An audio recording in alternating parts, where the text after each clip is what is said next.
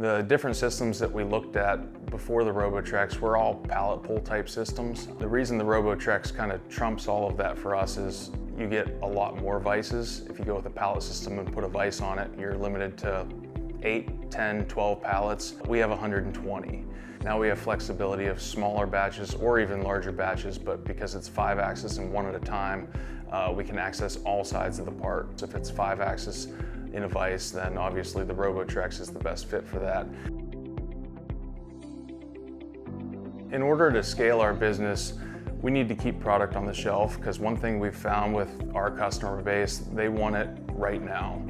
A lot of our orders are next day aired. If you happen to run out of something, a lot of times you'll get a canceled order.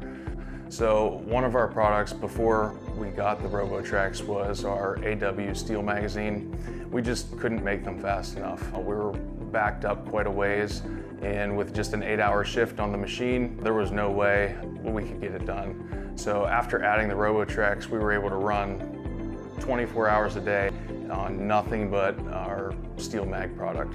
And it took us about a month and a half to actually have something on the shelf after all the orders were filled.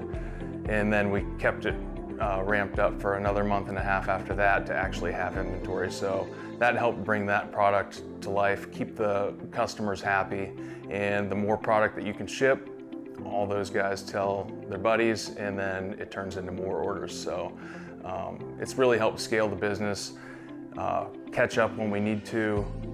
You can run production at night if you need to, and then have the machine available during the day for prototyping the next new product. So it's given us a ton of time back.